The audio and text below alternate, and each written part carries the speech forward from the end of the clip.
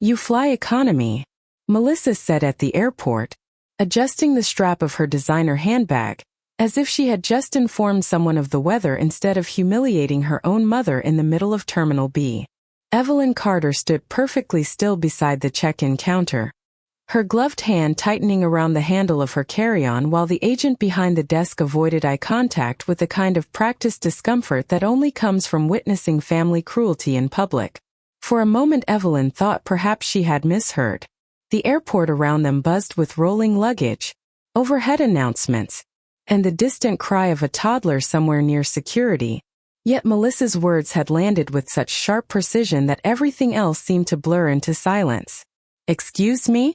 Evelyn asked softly, her voice calm enough that no one would hear the crack beneath it. Melissa let out a small laugh and waved her boarding pass in the air. "Brian, Chloe, and I are in business class. You're in economy. We figured you'd be fine. It's only 8 hours." Evelyn looked from her daughter to her son-in-law, hoping, against better judgment, for some sign that this was a misunderstanding, a joke poorly delivered, some logistical error easily corrected. Brian only shrugged and adjusted the expensive watch on his wrist. "Melissa booked everything," he said. "You know how tight upgrades are these days." Chloe, 16 and awkward in the way teenagers often were when trapped between adults behaving badly, stared at the floor and said nothing. Evelyn slowly took the boarding pass Melissa extended toward her. "Seat 38B. Middle seat. Economy." She stared at the small black letters for one long second before folding the ticket carefully and slipping it into her purse. "Of course," she said. "If that's what you arranged." Melissa smiled brightly, the smile she used whenever she wanted to make cruelty sound reasonable. "Honestly, Mom, you should be grateful we invited you at all. Most women your age don't even like traveling internationally." Evelyn returned the smile with one so measured and polite it almost startled her daughter. "How thoughtful of you to keep my age in mind." Melissa did not hear the steel beneath the softness. She was already turning away, chattering to Brian about champagne service in business class and whether the Paris hotel would honor their suite upgrade request. Evelyn followed them through security in silence, the wheels of her carry-on clicking softly against the polished floor. Just 3 months earlier Melissa had cried over coffee at Evelyn's kitchen table, insisting the family could never afford a European vacation without help, saying Chloe dreamed of seeing Paris before college applications consumed her life, saying it would mean so much if they could all go together as a family, while everyone was still healthy enough to enjoy it. Evelyn had written the check that same afternoon. 12,000 dollars. Nearly the entire cost of the trip. Melissa had hugged her with tears in her eyes and called her generous, called her selfless, called her the heart of the family. Now, watching her daughter laugh with the gate attendant while handing over a passport in a leather case Evelyn herself had given her for Christmas, Evelyn understood with sudden painful clarity that generosity and usefulness were not the same thing. Somewhere along the way, her daughter had stopped seeing her as a mother and begun seeing her as a resource. At the boarding gate Melissa turned and smiled over her shoulder. "Don't worry, Mom. We'll save you some peanuts from first class." Brian chuckled. Even Chloe winced. Evelyn simply nodded and walked toward the economy line without another word, her back straight, her heels clicking evenly against the floor. She did not cry. She did not protest. She did not make a scene. But as she stepped onto the jet bridge with seat 38B tucked neatly in her purse, something inside Evelyn Carter shifted with the quiet certainty of a lock turning in place. Her daughter had assigned her a seat in economy. She had no idea she had just downgraded far more than a plane ticket. The middle seat felt narrower than Evelyn remembered, pressed between a college student wearing oversized headphones and a man who fell asleep before takeoff and immediately claimed half her armrest. She folded her hands in her lap and stared at the seat back in front of her while laughter drifted faintly from the business class cabin beyond the curtain. Every so often the flight attendant passed through with warm towels and glasses of sparkling water for the front of the plane, and each time the fabric divider swayed slightly, giving her a brief glimpse of Melissa reclining beneath a blanket, perfectly comfortable in the seat Evelyn had unknowingly paid for. 8 hours was a long time to sit still with humiliation. Long enough for memories to begin arranging themselves into patterns she could no longer ignore. Looking back now, Evelyn realized the disrespect had not started at the airport. It had started years earlier in quieter ways, so subtle she had dismissed each one as stress, forgetfulness, modern life, anything but malice. There had been the Christmas dinner Melissa moved to another day, and somehow forgot to mention until after the turkey was served. The birthday party for Chloe where Evelyn arrived with gifts only to learn the location had been changed, last minute. Though every other guest had somehow been informed. The family group photographs Melissa posted online with captions about, "Our little family," cropped so carefully that Evelyn never appeared in them even when she had been standing beside them moments before. Each incident had felt small on its own, too petty to confront, too easy to excuse. But 30,000 feet above the Atlantic, trapped in a middle seat she had funded herself, Evelyn saw them for what they truly were. Not oversights, not misunderstandings, but a pattern, a slow and deliberate reduction of her place in the family. When the plane landed in Paris, Melissa and Brian breezed past customs discussing dinner reservations while Evelyn waited alone for her checked suitcase because Melissa had insisted only business class passengers were entitled to priority tags. At the hotel, the concierge smiled warmly and handed Melissa 3 brass room keys before pausing with a look of confusion. "And for Madam Carter," he said, glancing at the screen, "we have the single standard room on the 2nd floor." Melissa did not even blink. "Yes, that is correct," she said. Evelyn looked toward the elevator, then back at her daughter. "A single room?" Melissa gave an airy laugh. "Well, yes, we needed the suite for the 3 of us. Chloe wanted the balcony. You do not mind, do you? It is not like you need much space." Evelyn said nothing. She simply took the key. Her room was clean but cramped, with one narrow bed, a view of an alley, and wallpaper peeling at the corners near the window. Sure, the family suite overlooked the Seine. She learned that by accident when Chloe texted her a photograph of the sunset from the balcony with the message, "The view is beautiful. Sorry about everything." At dinner that night Melissa ordered wine that cost more than Evelyn's monthly electric bill, and laughed loudly when the waiter asked whether they wanted one check or separate. "Oh, put it all together," Melissa said, smiling toward her mother. "She is paying. She loves spoiling us." Brian chuckled. Chloe stared at her plate. Evelyn signed the bill without comment. But later, alone in her small hotel room, she sat on the edge of the bed and opened the folder in her purse where she kept every receipt, itinerary, and booking confirmation Melissa had emailed over the past 3 months. One by one, she laid them across the comforter and began reading more carefully than she had before. Her eyes narrowed, then narrowed further. The numbers did not match what Melissa had told her. Not even close. Evelyn reached for her reading glasses and her phone. If her daughter wanted to play games with money, she should have remembered one simple fact before humiliating the woman who raised her. Evelyn Carter had balanced books for a manufacturing firm for 37 years, and she had never once missed a discrepancy. For the next hour Evelyn sat at the small writing desk beneath the hotel window with her glasses low on her nose and the receipts spread before her in perfect rows, the way she used to organize quarterly reports when something did not add up. Melissa had told her the family suite was only slightly more expensive than the standard rooms. That had been a lie. The suite alone cost nearly 3 times what Evelyn had been quoted for the entire hotel portion of the trip. The airline upgrades had not been a last-minute splurge paid for by Brian, as Melissa claimed. They had been purchased weeks earlier and billed to the same travel account Evelyn had funded in full. Dinner reservations, museum packages, private transportation, spa credits Evelyn had not known existed.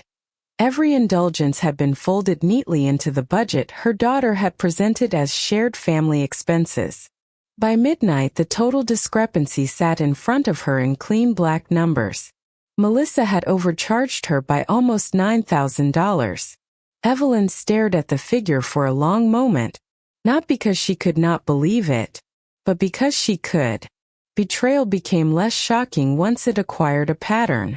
The next morning she joined the family in the hotel restaurant wearing a navy dress and pearl earrings, looking every bit the polished widow Melissa liked to describe as old-fashioned.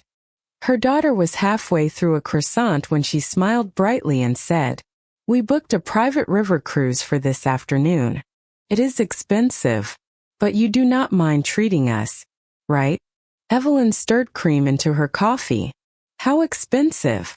Melissa waved a dismissive hand. "Oh, do not worry about details. I handled it." Evelyn met her daughter's eyes over the rim of her cup. "Yes, I have noticed that." Something in her tone made Chloe glance up. Melissa hesitated, then laughed too loudly. "Well, somebody has to keep things organized." Evelyn smiled faintly. Indeed. Throughout the day she watched more than she spoke. She watched Melissa hand shopping bags to Brian while reminding him not to crease the receipt because Mother likes to track everything. She watched her daughter snap at Chloe for walking too slowly, then turned sweet the moment strangers looked their way. She watched Brian nod along to whatever Melissa said with the blank compliance of a man who had outsourced his backbone years ago. But most of all, she watched Chloe. The girl lingered near her grandmother more than usual that afternoon, quiet and restless, as if carrying something heavy. Finally, while Melissa and Brian posed for photographs near the riverbank, Chloe stepped closer and spoke without looking directly at her. "Grandma?" Evelyn turned. "Yes, sweetheart." Chloe swallowed. "I am sorry about the plane." Evelyn said nothing. She simply waited. Chloe's face reddened. "I told Mom it was wrong. She said if you complained then maybe you should stay home next time." Evelyn's expression did not change, but her chest tightened all the same. "Did she?" Chloe nodded miserably. "She said you should be grateful because you were lucky to come at all since you were paying anyway." The words landed softly. That was somehow worse than if they had been shouted. Evelyn looked toward the river where Melissa stood laughing beneath the afternoon sun, her silk scarf fluttering in the breeze. Looking every inch the devoted daughter in the photographs she would no doubt post online. "Thank you for telling me," Evelyn said quietly. Chloe looked up, worried. "Are you mad?" Evelyn placed one gentle hand over her granddaughter's. "No, darling. I prefer honesty." That night, while Melissa posted curated vacation photos with captions about cherished family memories, Evelyn sat alone in her room and made 3 phone calls. The first was to her financial advisor in Connecticut. The second was to her bank. The third was to the travel company that had booked every reservation under her credit account. Her voice remained calm through all 3 conversations. Professional. Precise. By the time she hung up, several things had been confirmed.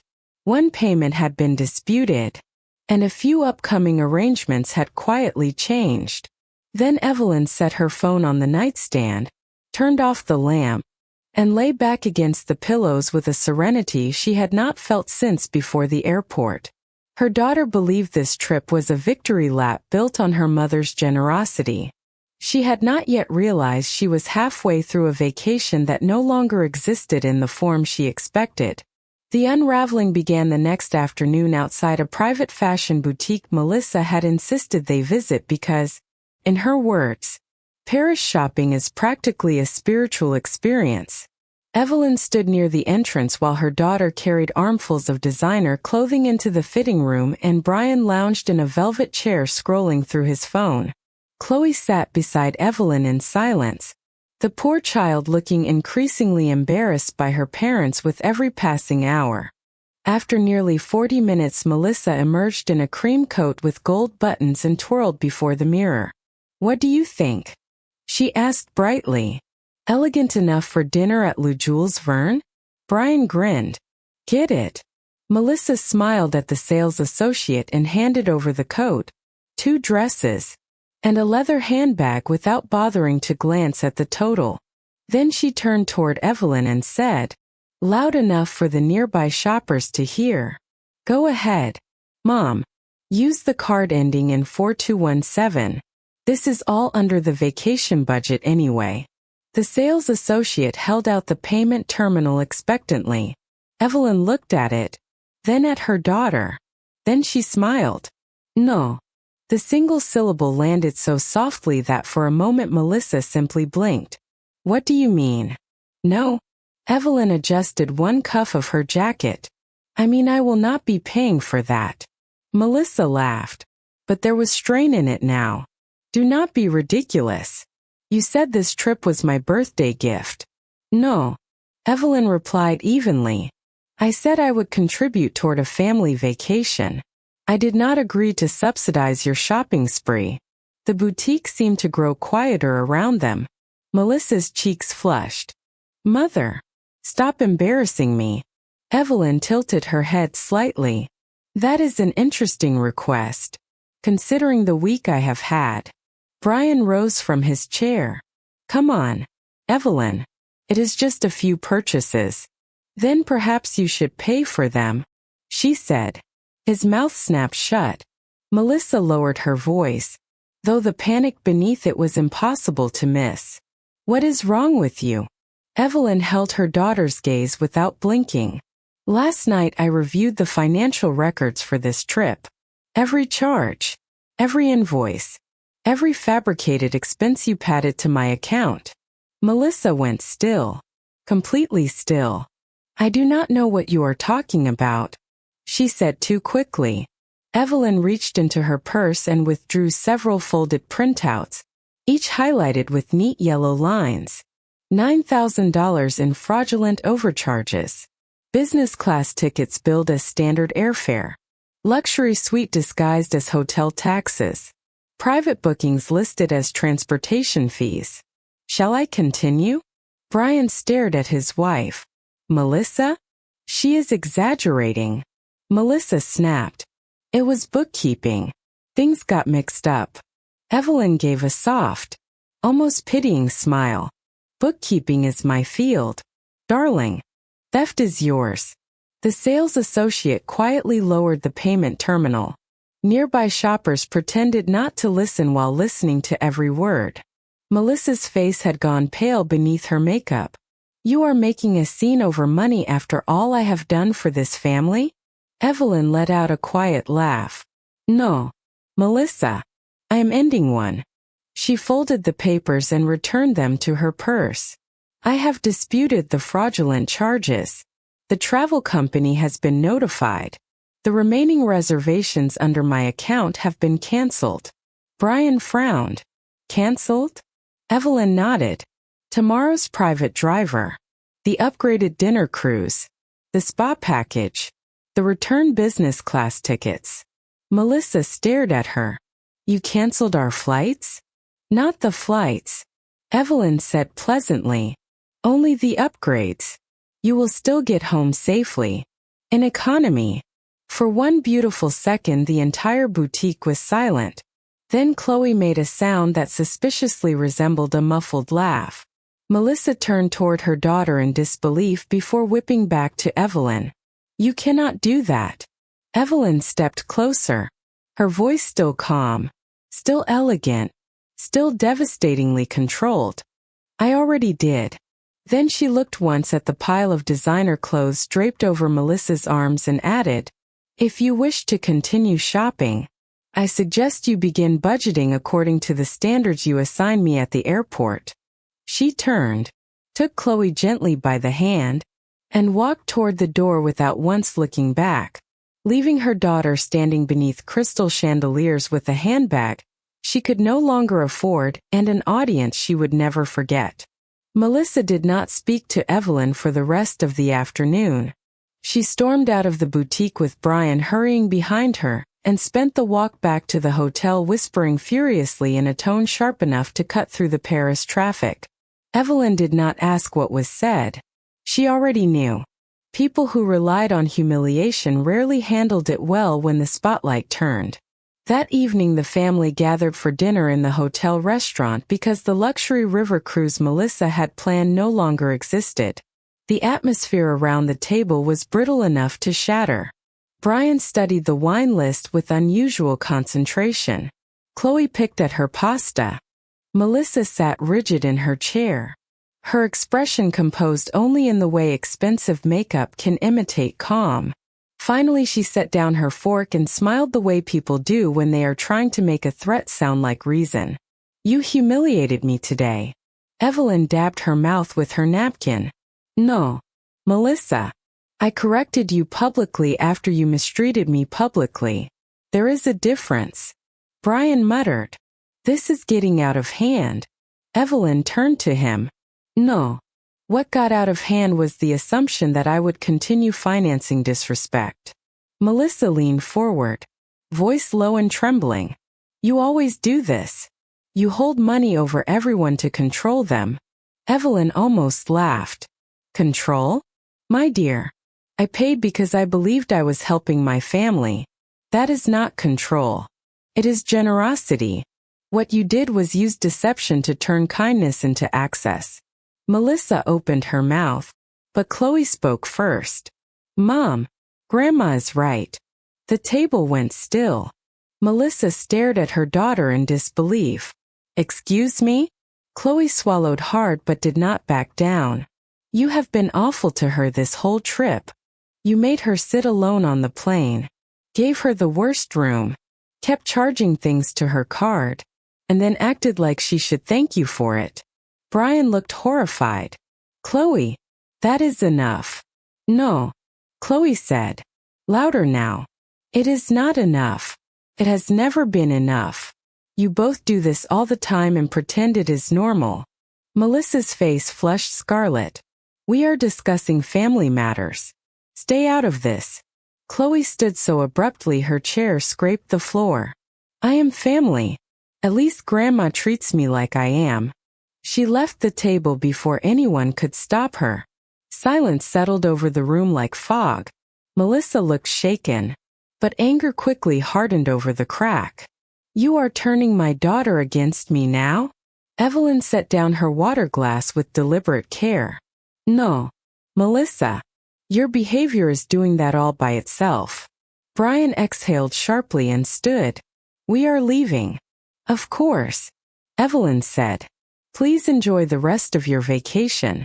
Modestly, they disappeared toward the elevators without another word. Evelyn remained at the table alone for several minutes, finishing her tea in peace. Then Chloe returned wearing a cardigan over her shoulders and eyes still bright with emotion. "Can I stay with you tonight?" she asked quietly. Evelyn looked up at her granddaughter and nodded at once. "Always." That night the two of them sat side by side in Evelyn's small eating room service cheesecake from one plate while the city lights glowed through the window. Chloe eventually asked, "Are you really never helping them again?" Evelyn considered the question carefully. "I will always help family in times of true need," she said. "But I will never again finance entitlement disguised as love." Chloe nodded slowly, absorbing the lesson with the seriousness of someone older than her years. The next morning Melissa sent a 3-paragraph text accusing Evelyn of ruining the trip, poisoning Chloe against her, and overreacting over minor misunderstandings. Evelyn read every word, then deleted the message without replying. Some people only understood consequences when silence forced them to hear their own behavior echo back at them. By the time the family arrived at Charles de Gaulle Airport for the flight home, Melissa was no longer walking with the confidence of a woman on a luxury vacation. She was walking like someone who had just learned the difference between spending another person's money and losing access to it forever. Charles de Gaulle Airport looked different on the return journey, though perhaps that was only because Melissa did. Gone was the smug brightness she had worn on departure. the easy entitlement of a woman certain the world would keep accommodating her. In its place sat a rigid silence and the brittle expression of someone performing dignity while internally unraveling. At check-in, the airline agent printed their boarding passes one by one and slid them across the counter. Brian looked at his first, then blinked. 39C? Melissa snatched hers. 39A? Her voice rose sharply. There must be a mistake. We were upgraded. The agent offered the patient smile of someone who had delivered bad news all day. I am sorry, Mom. No upgrades are attached to your reservation. Melissa's eyes flew to Evelyn. Fix this. Evelyn adjusted the scarf at her neck. I believe you will find economy perfectly adequate. It is only 8 hours. Brian muttered something under his breath that sounded suspiciously like a curse. Chloe, standing beside her grandmother, failed to hide her grin. Melissa leaned closer, lowering her voice. You have made your point. Stop being petty. Evelyn met her gaze evenly. No, Melissa. Petty was assigning your mother a middle seat after she paid for your vacation. This is simply consistency. The walk to the gate passed in icy silence. On the plane, Melissa and Brian trudged toward row 39 while Evelyn and Chloe continued farther back together by choice, 2 seats side by side. You did not have to sit back here with me, Evelyn murmured once they settled in. Chloe buckled her seatbelt and smiled. I know. For most of the flight they talked quietly about school, books, and the architecture they had seen in Paris when the adults were not bickering. It was the most honest conversation Evelyn had had with family in years. Back in Connecticut, the distance between them widened immediately. Melissa did not call for 2 weeks. Brian did not call at all. Then, one rainy Tuesday afternoon, Evelyn's phone rang while she was pruning roses in her backyard. Melissa's name lit the screen. Evelyn let it ring twice before answering. Hello, Melissa. Her daughter skipped the pleasantries. Chloe needs tuition for her summer academic program. We are a little short this month after some unexpected expenses. Evelyn almost admired the audacity. I see. Melissa softened her tone into something falsely warm. You have always said you want the best for Chloe. Ido. Evelyn replied. Which is why I opened an education trust for her when she was born. Silence. Then Melissa asked slowly. You did what? Evelyn set down her pruning shears. There is a dedicated account for Chloe's education and future needs. It is managed by my attorney. The funds may be accessed only by Chloe directly when she reaches the appropriate age, or by approved educational institutions. Not by you. Not by Brian. Melissa's breathing sharpened. You never told me that. No. Evelyn said calmly. I did not. Why would you hide something like that? Evelyn gave a small humorless laugh.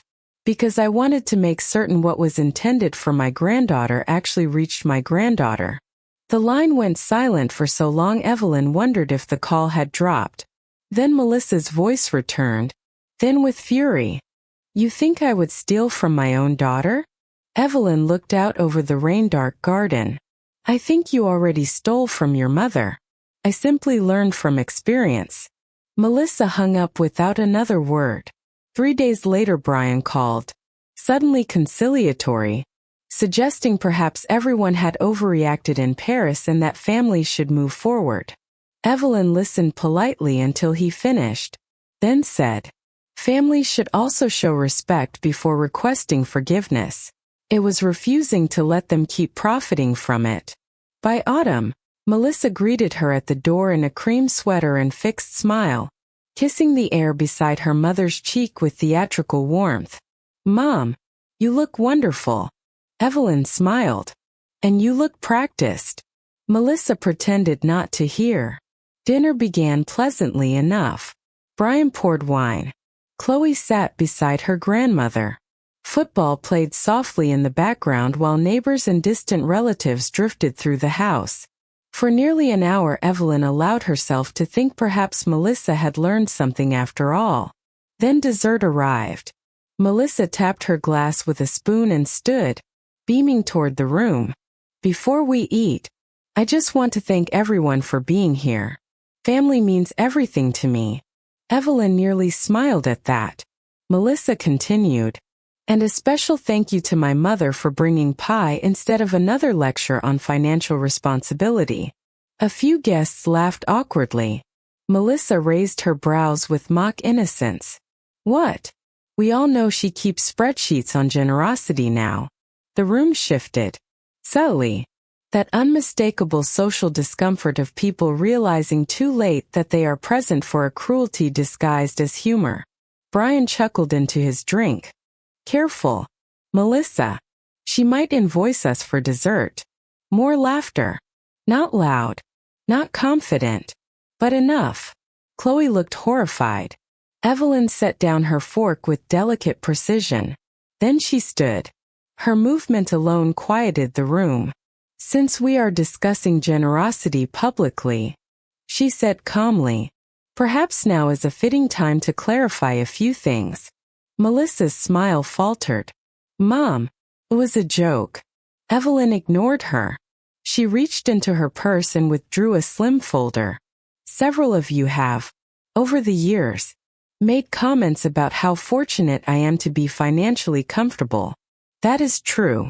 I have been fortunate enough to help with college tuition, down payments, emergency loans, vacations, and family holidays without expecting repayment. The room had gone completely silent. Melissa's face had begun to pale. Evelyn opened the folder. What I expected instead was gratitude, basic respect, honesty. She turned one page. What I received was deception, public humiliation, and repeated attempts to treat kindness as obligation. Melissa whispered sharply, Mother, stop. Evelyn's voice remained calm. No. You invited an audience. Let us not waste it. She looked around the room, making eye contact with each guest before continuing. Effective immediately. I will no longer provide discretionary financial support to Melissa or Brian in any form. No loans. No gifts beyond ordinary holidays. No emergency rescues from preventable problems. No assumption that my wallet opens because we share blood. Brian stared as if struck speechless. Melissa's voice trembled. You are doing this over one misunderstanding? Evelyn gave her a long, measured look. No, Melissa. I am doing this after years of understanding exactly who you are. The silence that followed felt cathedral still. Then Chloe, seated at the far end of the table, quietly set down her fork and said, Good for you, Grandma. No one laughed after that. And when Evelyn gathered her coat to leave 30 minutes later, she did so knowing the room behind her was no longer full of people wondering whether she had overreacted. It was full of people recalculating every moment they had mistaken her grace for weakness. The fallout from Thanksgiving traveled faster than Evelyn expected. By Monday afternoon, 2 cousins had called to check in. An aunt sent flowers with a note that read, Finally, and one of Brian's sisters texted Chloe privately to say someone should have stood up to Melissa years ago. Public embarrassment had done what private patience never could. It had made the truth impossible to ignore. Melissa, however, responded exactly as Evelyn knew she would. She launched a campaign. Social media posts appeared within days about toxic parents who weaponize money. Cryptic quotes about narcissism and control flooded her accounts. Mutual acquaintances began hearing carefully edited versions of the story, in which Melissa was a devoted daughter unfairly punished by an unstable mother obsessed with control. Evelyn did not respond. She had reached an age where she no longer mistook noise for power.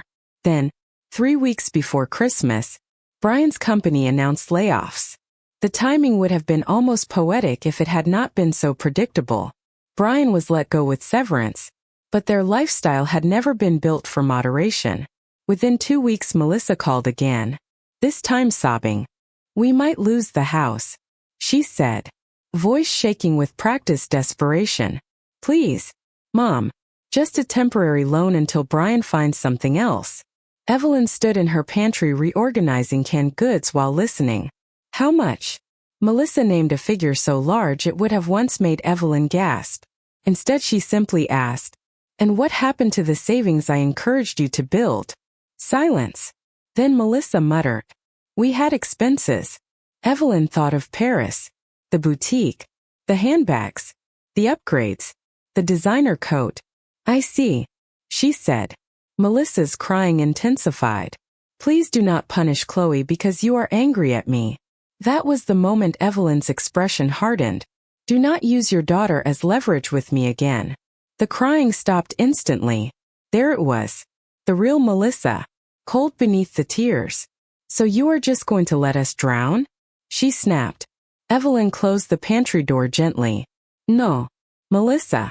I am going to let you experience the consequences of building a life you could not afford." She ended the call. Christmas came and went quietly. Chloe spent Christmas Eve with Evelyn baking cookies and watching old black and white films, then returned home Christmas morning to keep peace with her parents. In January Brian found work again, but at a significantly lower salary. The house stayed. The vacations stopped. The designer purchases slowed. Melissa's online life remained glossy, but everyone close enough to notice could see the cracks. By spring the true shift became unmistakable. Melissa no longer spoke to Evelyn unless necessary. There were no more fake invitations, no more strategic sweetness, no more attempts to regain access through charm. She had finally understood what Evelyn had hoped she would. The bank was closed.